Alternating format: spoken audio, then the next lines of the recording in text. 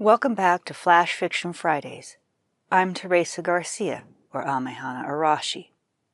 The flash fiction for last week's writing is a bit longer of a flash fiction, more closely bordering on a short story, as in the type of short story most people think of. This one takes inspiration from the Zuni tale of Kolowisi, Water Bride. Long ago I went for water from the spring. This was my favorite place to go, and I always treasured the time I could spend here. I was free to be myself, without eyes judging me, without the worries about who my parents would finally give me away to. I often tarried and sang by the water, and I always loved letting my fingers linger in the coolness. It was a dry walk then as it is now, and the heady smells of high desert scrub that lay over the land just as strong.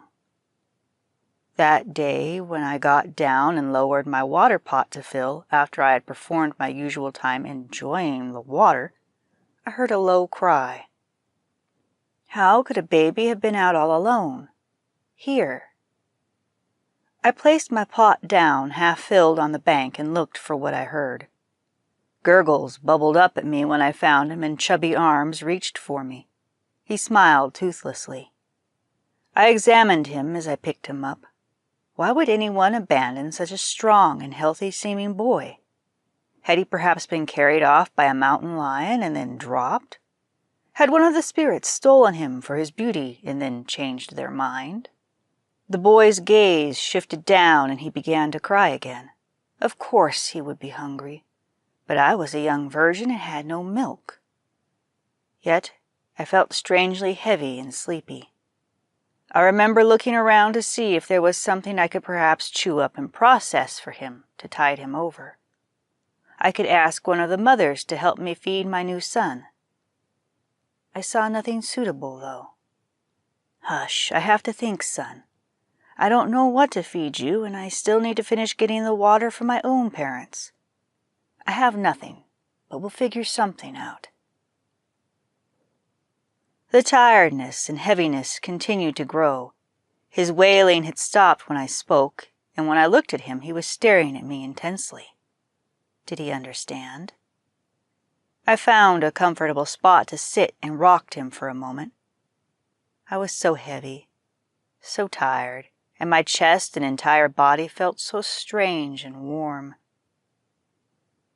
I had to have fallen asleep. When I woke, my water pot was beside us instead of where I had left it. The heaviness and strangeness no longer weighed me down and muddied my thinking. I felt different, but I could not be sure how. As I looked into the baby's eyes, I was unsure how I would deal with letting another mother nurse him until he was able to eat other foods. Was there, perhaps, some way to make my own milk come without taking a husband who would surely disown the baby? I had to protect this small life. My heart sank when I realized that, for now, I would need to hide him, and I still had no name for him either. Perhaps your name will come to me tonight. I don't know how I'm going to hide you, though. They may take you away. He cooed and reached for me, patted at me as if he was the one soothing me. With a sigh, I nodded, fashioned a strap to keep him to my chest and against my heart the best I could, then carried my water home to my parents. I don't know how I was able to keep him hidden, how no one noticed the baby strapped to me. I was heavy and warm again, not sleepy this time, but definitely not feeling my normal self. I fully intended to tuck him behind some pots and parcels near where I normally sleep, but I could not bear to take him off. My arms would not cooperate, so I stopped trying and went about the rest of my day. The only time the baby seemed to make any sort of fuss was when an unwanted suitor attempted to catch me in conversation. My parents liked him well enough, but I never liked the way he seemed to brag. Being a wife would be difficult for him. I prickled inside. The baby actually hissed. Still, no one saw the little boy I bore baring his teeth, except for me. Finally, the day was done, and I could retreat into my bedcovers. I held the child close and fell into an exhausted sleep. When I woke, I was here. The child I rescued, or thought I had rescued, was now a man and adjusting blankets fussily around me. There was the smell of water and earth. He noticed my now open eyes and stroked my cheek. I told you everything would work out. Now we can be happy. I've watched you so long now when you would come to my spring. Now, rest. You didn't eat enough last night. I have a stew made if you think you are awake enough, wife. That night is how you came to be, child. That night is how we came to live in the cave the spring wells up from. If you go outside and look up, sometimes you will see my people looking down as they scoop water. Your grandparents are the ones that dropped in the wrapped sweet cakes. You will meet them when you are a little older. My husband's voice slides into the night now that the story is done. You must be careful, though.